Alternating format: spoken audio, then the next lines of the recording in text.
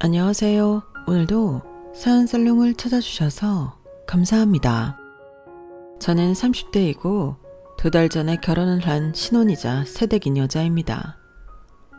이런 말을 하기엔 좀 주책맞아 보일 수 있는데 결혼을 해보니 생각했던 것보다 훨씬 더 행복한 것 같아요. 이렇게 좋은 건 줄 알았다면 더 빨리 결혼을 하는 건데 왜 그렇게 망설였나 후회가 밀려오는데요. 그만큼 저는 평범한 행복에 대한 갈망이 있었어요. 저는 한순간도 평범하게 살지 못했거든요. 처음엔 아빠가 없다는 이유로 친구들에게 따돌림을 당했고 또 저희 엄마가 사고로 다리를 다치는 바람에 걷는 게 살짝 남들과 달랐는데 그런 엄마를 가졌다는 이유로 저는 친구들에게 놀림을 받아야만 했어요. 그렇다 보니 저는 늘 혼자였고 어쩌다 친구를 만들게 되면 이 친구가 언제 마음을 바꿔 저에게 상처를 줄까 늘 두려워서 그 친구 사이도 오래가지 못했는데요. 어린 마음에 저희 학교 생활은 늘 상처투성이었어요. 그럼에도 불구하고 저는 철이 빨리 들어 엄마가 걱정하는 게 싫었는데 그래서 항상 마음에도 없는 씩씩한 척을 하는 그런 아이였어요. 그리고 철이 든 것과 별개로 왜 나만 이렇게 세상의 모든 불행을 떠안고 태어났을까? 남몰래 불만도 많았는데 엄마를 미워하지 않았다면 그건 거짓말이었죠. 저도 다른 평범한 아이들처럼 걱정 없이 살고 싶은 마음이 굴뚝 같았거든요. 그렇기 때문에 왜 우리 엄마는 저런 사람일까? 말은 안 했지만 엄마가 싫었어요. 그러다 사춘기가 왔고 저희 엄마는 제가 착해서 사춘기도 없이 지나갔다고 다른 사람들에게 말했지만 저는 누구보다 질풍노도의 사춘기를 보냈어요. 그땐 태어난 것 자체가 불행의 시작 같아서 태어나지 않았다면 좋았겠다고 생각한 적도 많았어요. 하지만 누울 자리를 보고 다리를 뻗는다고 제가 이렇다는 걸 엄마한테 보일 수는 없었는데 엄마가 어떤 인생을 살았는지 제가 너무나도 잘 알고 있었어요. 그러니 저희 못된 마음을 엄마에게는 차마 비칠 수도 없었는데 참고로 저희 엄마는 그야말로 K 장녀로 어린 시절부터 고생이란 고생은 전부 한 사람이었어요. 없는 집에 태어난 것도 서러운데 부모가 부모 역할도 제대로 하지 않는 그런 집에 첫째로 태어난 것이 엄마의 숙명이었죠. 외할아버지는 그야말로 남봉꾼 중에 남봉꾼이라고 했어요. 자기 가정은 돌보지 않고 이 여자 저 여자한테 찝쩍거리며 외할머니 속을 썩였다고 했는데 그런 이유로 외할머니는 자식을 넷이나 낳았음에도 자식과 집안일을 나몰라라 하셨다고 했어요. 그러니 저희 엄마가 어린 동생을 셋 키우다시피 했는데 저희 엄마는 초등학교도 졸업을 못했음에도 이모 셋은 전부 대학을 보냈을 정도로 동생들을 잘 건사했어요. 한마디로 이모들은 순전히 저희 엄마의 희생의 결실이었는데요. 심지어 셋째 이모는 머리가 나빠서 공부도 제대로 못했는데 그런 고모까지 저희 엄마가 가해를 붙여 대학에 보낼 정도로 저희 엄마는 동생들 대학 진학에 누구보다 진심이었어요. 그만큼 저희 엄마는 그때 당시에도 생각이 깨어있는 사람이었는지 여자도 무시당하지 않고 살려면 대학을 나와야 한다고 생각했는데 정작 본인은 공부를 하고 싶어도 못했으니 그게 한이 될 수밖에 없었겠죠. 그리고 저희 엄마도 현실에 결코 굴복하는 사람은 아니었는데 그렇게 바쁘고 고된 생활에도 불구하고 저희 엄마는 검정고시를 통해 중학교 과정까지 마치셨어요. 그러니 주변에서 저희 엄마더러 독하다고 했다는데요. 그런 엄마의 원래 목표는 고등학교 공부까지 마치는 것이었죠. 자기도 대학에 가고 싶은 마음은 굴뚝 같았지만 그럴 돈도 시간도 없어 거기까지만이라도 하자고 노력을 많이 했다는데 결론부터 말씀드리자면 저희 엄마는 그 목표마저도 이루지 못하셨어요. 그때 당시 이모들이 대학에 전부 다니고 있었기에 그 학비를 벌어야 해서 눈물을 머금고 포기했다고 하더라고요. 그리고 그때 당시는 이모들이 이런 희생을 모르지 않아 늘 제일 큰 언니인 저희 엄마를 많이 위해주고 자기들이 성공해서 보답하겠다고 했다고 하는데 애석하게도 그걸 진짜로 지키는 이모는 아무도 없었어요. 그럼 괘씸해서라도 그런 동생들을 미워할 만도 한데 저희 엄마는 그러지도 못하는 착해 빠진 사람이었고 또 어릴 때부터 머리가 비상해 장사 수완이 좋았기에 그때 번 돈을 이모들 시집 보내는데 다 써버려 정작 우리 집은 늘 돈이 없었어요. 그러니 어린 제가 봐도 이모들이 좋아 보일 리가 없었는데요. 결국 이모들은 모두 대학까지 나와 시집도 잘 가고 부자 사모님 소리 들으며 잘 사는데 우리만 늘 무시당하고 가난한 생활을 했어요. 그래서 저는 엄마의 그런 희생에도 불만이 많았는데요. 저희 엄마는 무슨 자신감인지 자기가 한 희생이 결국엔 다 돌아올 거라고 호언장담을 하셨어요. 그런데요, 세상이 그렇게 다 뿌리 내린 대로 거둘 수 있다면 얼마나 억울한 사람이 적을까요? 그리고 저희 엄마의 호언장담은 예상대로 이루어지지 않았는데 이모들은 자기들 잘 사는데 급급할 뿐 자기들을 위해 희생한 저희 엄마는 아랑곳하지 않더군요. 그럼 그제라도 정신 차리고 저희 엄마도 세상을 좀 이기적으로 살았으면 좋았을 것을. 무슨 천성인지 저희 엄마는 자기 코도 석자면서 늘 어려운 사람은 지나치지 못하는 그런 사람이었어요. 앞서 말한 대로 불편한 저희 엄마 다리도 그런 거였죠. 하지만 그거 아세요? 그렇게 남 좋은 일만 하는 사람을 가족으로 둔 사람은 속이 터진다는 걸요. 그리고 여기서 그 가족은 바로 저였는데 자기 입속을 생겨도 시원찮은데 남까지 챙기고 있으니 저는 그런 엄마가 싫을 수밖에 없었어요. 세상에서 가장 쓸모없는 게 대책 없이 착하게 사는 거라고 생각했던 저는 그래서 공부를 죽자 살자 하기로 마음먹었죠. 공부로 성공을 해서 집을 떠나 엄마처럼은 살고 싶지 않았어요. 그리고 그런 목표 때문인지 저는 공부를 제법 잘하는 애였는데 그런 저의 마음이 나빴던 것인지 제가 중학교 2학년 때 저희 엄마가 암에 걸렸다는 충격적인 이야기를 듣게 되었어요. 사람이 어찌나 미련하게 참았는지 병원에 갔을 때는 너무 늦은 말기라 했는데 그땐 어린 마음에도 눈앞이 캄캄하더라고요. 저는 기억도 나지 않는 어린 나이에 아빠를 사고로 잃었기 때문에 엄마와 둘이 살고 있었거든요. 그러니 미우나 고우나 저한테 가족은 엄마밖에 없었는데 그런 엄마가 하루아침에 위암 말기라고 하니 제가 나쁜 마음을 먹어 하늘에서 벌을 주는 것만 같았어요. 그리고 저희 엄마는 병원에 입원하고 있을 때도 자기 아픈 것보다 제 걱정을 더 많이 했는데 그때도 바보처럼 저는 엄마한테 화만 내는 한심한 딸이었죠. 엄마는 제발 남 걱정 좀 하지 말고 자기 걱정 좀 해. 이게 뭐야? 몸도 제대로 돌보지 않아서 암에 걸리고 나는 어떡하라고.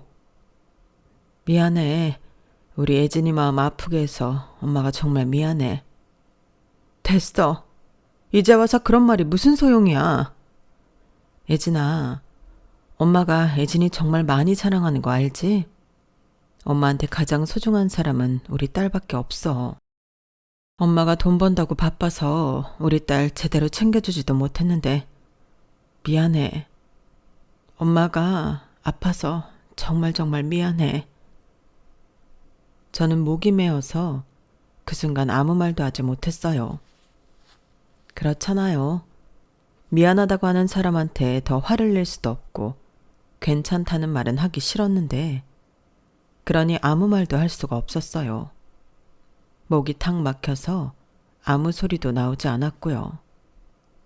그렇게 저와 엄마의 사이에는 잠깐의 침묵이 있었는데 그때 희미하게 엄마가 흐느껴 우는 소리가 들리더군요.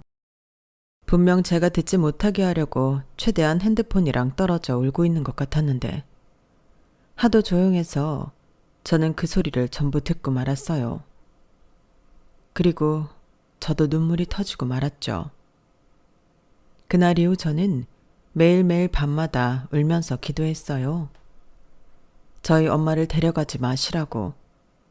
그동안 속으로 엄마를 미워하고 나쁜 생각을 한 거 전부 잘못했고 그 벌은 제가 받을 테니 착한 우리 엄마는 데려가지 말라고 그렇게 기도를 했는데 매정한 하늘은 제 기도를 들어주지 않았어요. 보란 듯이 저에게 벌을 내리듯 저에게서 저희 엄마를 뺏어가셨는데 장례를 치르는 그 3일이 저는 너무 힘들었네요. 상주로 빈소에 앉아 있었는데 이게 다 꿈이었으면 좋겠다는 생각만 하고 있었어요. 그리고 차마 저희 엄마 염을 할 때는 그걸 다 볼 수 없었는데요. 기억이 나지 않지만 제가 그 자리에서 졸도를 해서 한참 뒤에 깨어난 거라고 하더라고요. 그 뒤 어찌어찌 발인까지 끝난 뒤 이모들과 저는 막내 이모 집에 모였는데 그건 이제 저의 거처 문제를 의논해야 했기 때문이었어요. 저희 엄마가 남긴 유산은 없이 저만 남겼으니 이모들이 꽤나 골치가 아픈 얼굴이었죠. 하긴 그건 저도 이해는 할 수 있어요. 다들 시집가서 자기들 가정 꾸리고 사는데 사춘기 조카인 저를 거둔다는 게 쉬운 결정은 아니었겠죠.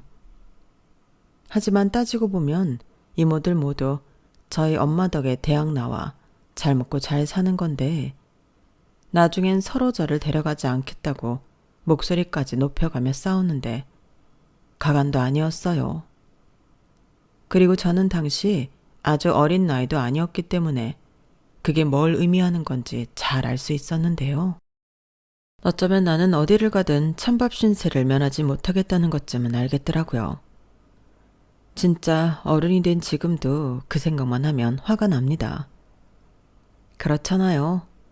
자기들이 누구 덕에 그렇게 잘 먹고 살고 있는 건데 은혜를 원수로 갚아도 유분수죠.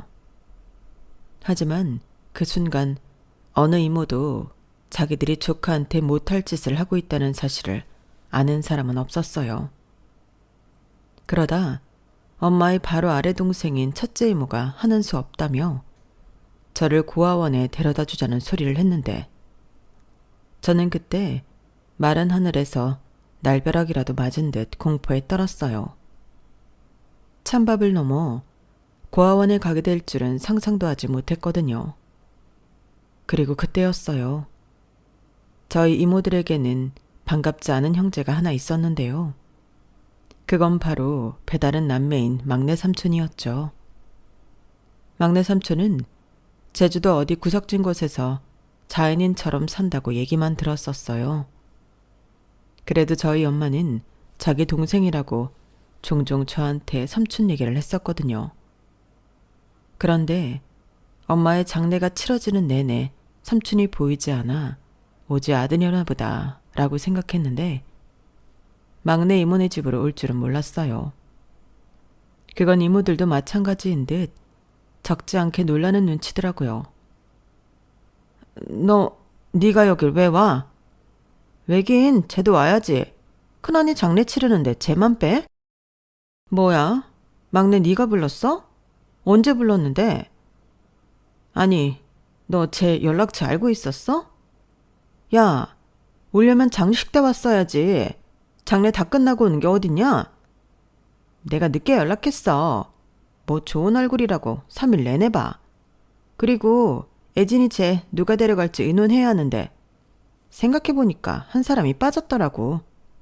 그래서 엊그제 연락했지. 우리 집으로 오라고. 야, 이 기집애야. 아무리 그래도 그렇지 쟤한테 연락을 하냐? 제가 우리랑 무슨 상관인데. 그래도 막말로 여기서 솔로인 사람은 병우 쟤밖에 없어. 애진이 입장에서도 고아원에 가는 것보다는 병우한테 가는 게 낫지 않나? 그래도 큰언니는 병우 쟤 많이 챙겼잖아. 그리고 병우 쟤도 큰언니 위해서 뭔가는 해야지. 지 때문에 언니가 다리 다쳐서 평생을 장애인으로 살았는데. 야, 그 입 안 다물어? 그야 큰언니가 오지랖을 떤 거지. 그래서 뭐? 그 대가로 쟤 데려다가 키우라고 하려고? 왜? 지금 우리 중에 쟤 데려갈 사람 없잖아. 작은 언니, 선자 말도 일리가 없는 건 아니야. 작은 언니가 애진이 데려갈 것도 아니잖아. 그럼 언니는 고아원에 맡기는 게 낫다는 거야? 그래, 고아원이 낫지. 쟤가 다 큰 기집애를 어떻게 키워? 난 쟤 못 믿어. 웃기고 있네. 자기도 못 키운다고 했으면서 누굴 믿고 누굴 못 믿어? 하여간 뭐가 됐든 빨리 결정해. 나는 우리 남편 눈치 보여서 절대 못 데려가고, 나는 나만 아니면 어디든 찬성할 테니까 빨리 정해. 나도 마찬가지야. 솔직히 여기 있는 사람 중에 우리 집이 제일 작은 거 알지? 그럼 인간적으로 나는 빼줘야지. 나도 나만 아니면 상관없으니까 작은 언니랑 손자랑 빨리 결정해. 참, 어떻게 된 사람들이 저랑 삼촌을 면전에 대고 저런 말을 할 수 있는 건지. 저는 눈동자만 굴리면서 이 상황을 그냥 지켜만 봤어요. 그러자 점점 화가 치밀어 올랐는지 두 주먹을 부르르 떨던 삼촌이 제 손을 덥석 잡았는데요. 그러면서 더 이상 말 같지도 않은 소리 그만하라고. 자기가 저를 키울 거니까 지금 이 순간부터 저에 대해 그리고 자기에 대해 아무런 말도 하지 말라고 무섭게 소리를 질렀어요. 그러자 한순간 또 싸움이 일어날 것처럼 분위기가 살벌해졌는데 첫째 이모가 헛웃음을 지으며 이렇게 말하더군요. 네가 쟤를 키운다고? 너 설마 그 대가로 우리한테 얼마씩 뜯어가려는 거 아니지? 뭐야? 언니는 그 걱정 때문에 반대한 거였어? 나는 또 뭐라고? 설마 제가 그럴까? 야, 내내 혼자 잘 살다가 네가 부른다고 제가 여길 순순하게 왔을 것 같아? 쟤도 무슨 꿍꿍이가 있는 거지. 너는 진짜 그 머리로 어떻게 대학을 갔냐? 따지고 보면 네가 애진이 데려다가 키워야 해. 너 언니가 가외시켜줘, 취직시켜줘. 네 앞길 다 터졌는데 너는 양심도 없냐? 무슨 말을 그렇게 해?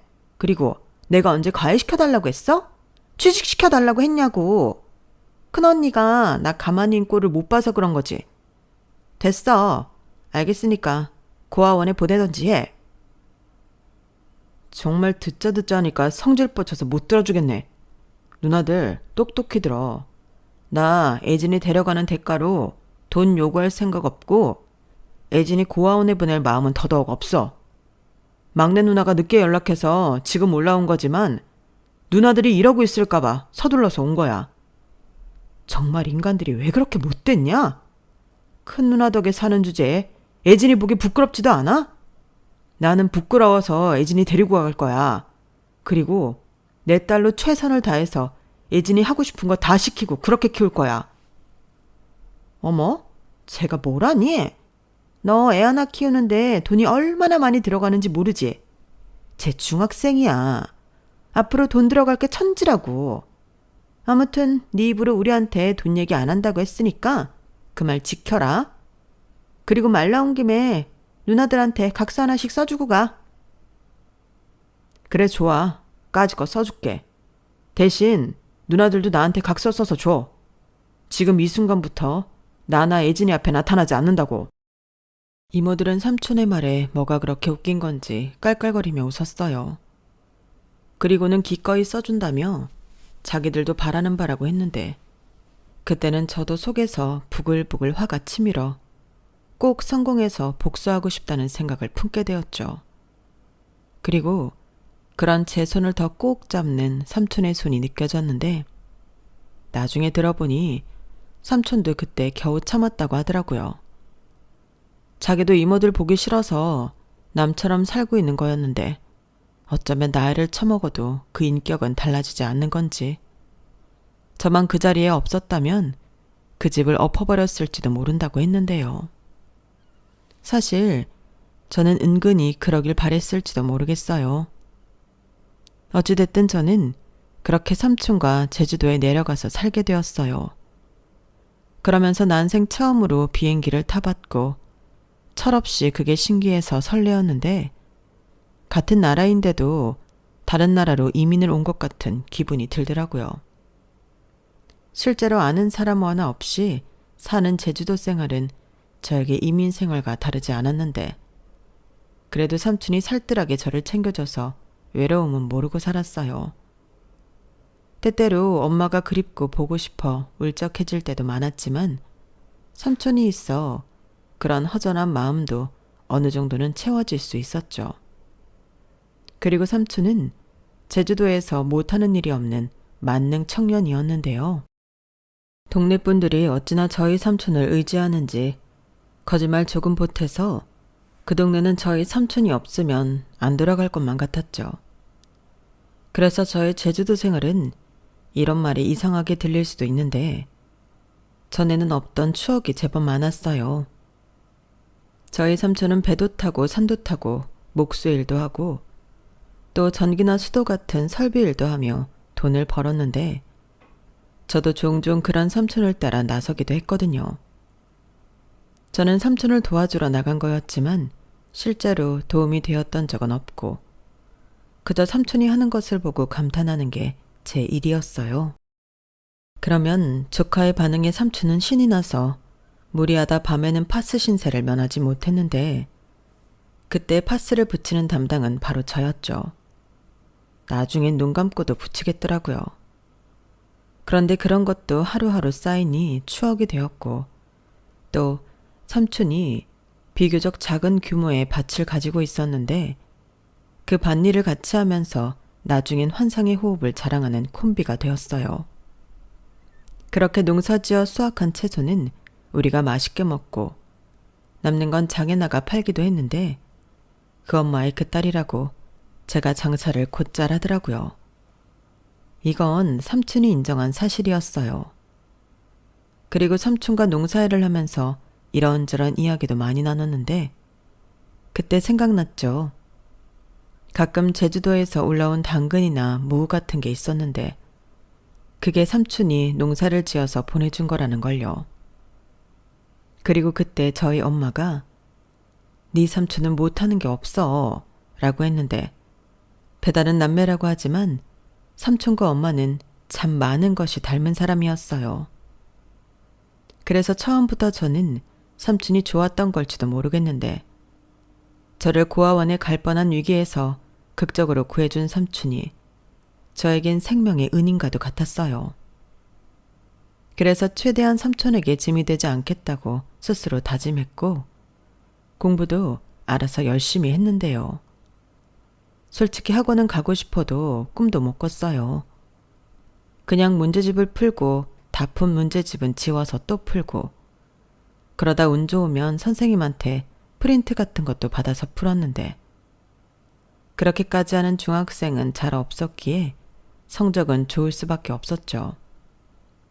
게다가 저의 사정을 어느 정도 아는 선생님들이 저를 알게 모르게 많이 챙겨주셨는데 그 덕도 많이 봤고요. 하지만 고등학교에 들어가서는 그것도 쉽지 않았는데요. 역시 학원에 가지 않으면 다른 아이들을 따라잡을 수 없더라고요. 학교에서 배우는 것 말고도 모의고사에서는 다양한 유형의 문제들이 나왔고 학원에 다닌 애들은 그런 것도 대비해서 배웠는지 술술 풀기 시작하는데 저는 열심히 공부했음에도 불구하고 성적이 나오지 않는 짜증스러운 일이 생겨났어요. 그러면서 이건 공부 전략 싸움같이 느껴졌는데 학원 선생님들은 입시 전문가들이니까 제가 어떻게 해볼 수가 없었죠. 그러다 딱 한 번 삼촌한테 학원 얘기를 했었는데 학원비가 한두 푼이 아니다 보니 말하고는 바로 후회가 됐는데 삼촌은 단번에 알겠다고 어디 학원에 가고 싶은지 자기한테 얘기만 하라고 하더군요. 저는 눈이 휘둥그레져서 정말 그래도 되냐고 몇 번이나 되물었는데, 그러자 삼촌은 야 임마, 내가 한 입으로 두 말 하겠냐? 그리고 아무리 삼촌이 힘들어도 네 학원비 정도는 끄떡 없어. 나는 너 학원 다니는 거 싫어하는 줄 알았지. 으이그, 그걸 지금까지 말을 못하고 끙끙 앓았던 거야? 라며 제 머리를 콩 하고 쥐어 박았는데 기분이 좋아서 그런지 하나도 아프지 않았어요. 아니, 애당초 삼촌이 아프게 하지도 않았죠. 삼촌은 저를 데려온 그날부터 저를 정말 자기 딸처럼 키웠거든요. 그래서 동네에서는 어디 가서 저런 큰 딸을 데려왔냐고, 사실은 육지에서 사고치고 제주도 들어온 거 아니냐고 농담을 하곤 했는데, 그때마다 삼촌은 맞다고 자기 딸이라고 자기 봐서 많이 예뻐해달라고 너스레를 떨었는데, 그 덕에 저는 동네에서 어르신들에게 예쁨을 많이 받았어요. 제가 삼촌 부르는데도 제가 아빠라고 차마 부르지 못해 그러는 줄 아시더라고요. 그리고 저에게 엄마에 대해 묻는 분들도 많았는데, 제가 엄마는 암으로 돌아가셨다고 했더니 졸지에 저희 삼촌은 사별을 한 싱글데디가 되어버렸어요. 장가도 가지 못했는데 제가 정말 삼촌의 혼삿길을 제대로 막은 거죠. 그도 그럴 게 저는 삼촌 좋다는 여자는 많이 봤어도 삼촌이 연애한다는 말을 들은 적이 없었는데, 아무래도 저 때문에 연애도 결혼도 하지 않겠다고 생각하는 눈치였어요. 저도 눈치가 백단인데 그걸 모르지 않았죠. 하지만 이젠 저한테 보호자는 삼촌밖에 없었으니 삼촌을 다른 여자한테 뺏기고 싶지 않았는데요. 어린 마음에 또 버려질까 그게 무서웠어요. 삼촌이 누군가를 사랑하면 꼭 저를 버릴 것만 같았거든요. 막말로 친딸도 아니고 저는 조금 있으면 20살이 되니 충분히 그럴 수 있다고 생각했는데, 나중에 생각해보니 저도 삼촌한테 미안한 짓을 했더라고요. 그리고 제가 대학에 합격해 서울로 가게 되었을 때는 혼자 남겨질 삼촌이 걱정이 되었는데, 그래서 그때는 삼촌, 이제 나도 없으니까 여자도 만나고 연애도 해 라고 삼촌을 엄청 생각해주는 척 말했는데, 지금 생각해보면 저도 못됐었죠. 이제 나는 서울 가니까 삼촌이 여자를 만나도 된다고 생각했는데, 그러면서도 삼촌이 결혼하는 건 생각만 해도 싫었어요. 삼촌은 그냥 저만의 보호자로, 내 아빠로 그 자리에 계속 있었으면 좋겠다고 생각했거든요. 물론 지금은 후회하지만 그땐 저에게 삼촌은 그런 절대적인 존재였어요. 그만큼 삼촌이 저를 많이 사랑해주고 또 아낌없이 지원해주면서 키웠는데, 서울에 나름 이름 있다는 대학을 갈 수 있었던 것도 순전히 삼촌의 공이었죠. 저희 엄마가 이모들한테 했듯 삼촌이 저희 엄마처럼 저한테 희생해준 거였어요. 그래서 언젠가는 꼭 이모들과는 다르게 저는 삼촌에게 보답하겠다고 다짐했었는데요. 그러기 위해서라도 공부를 정말 미친 듯이 했죠. 대학 등록금이 어마무시하잖아요. 그것도 1년에 2번씩이나 내야 하는데, 저는 장학금을 받아서 삼촌한테 그 부담을 덜어주고 싶었어요. 아니, 덜어줘야 한다고 생각했어요. 그랬으니 대학 신입생 시절 추억 따위는 저에게는 딴 세상 얘기였는데요. 그래도 사랑은 찾아오더군요. 제가 주말이면 학교 근처 호프집에서 아르바이트를 했는데 그때 만났어요. 같은 학교에 공대를 다니는 저보다 2살 많은 오빠였는데 그냥 처음부터 좋더라고요. 저한테 잘해주는 그 뻔한 친절도 좋았고, 제가 무겁거나 곤란할 때 슈퍼맨처럼 나타나 저의 어려움을 착착 해결해주는데 저도 모르게 자꾸만 의지하게 되었어요. 그리고 학교에서 도서관이나 식당 같은 곳에서 우연히 만나기라도 하면 무슨 연예인을 만난 것처럼 신이 나서 어쩔 줄을 몰라 했는데 제가 또 친구가 없다 보니 그 오빠를 만나는 게 그렇게 좋더라고요. 지금 생각해보면 너무 티나게 좋아한 것 같아 살짝 억울한데 그만큼 저는 그 오빠가 좋았어요. 저랑은 정반대로 친구도 많고 말도 잘하고 잘 웃는 그 오빠를 보고 있으면 저도 모르게 제 얼굴에 미소가 걸렸는데 하루는 그 오빠가 그러더라고요.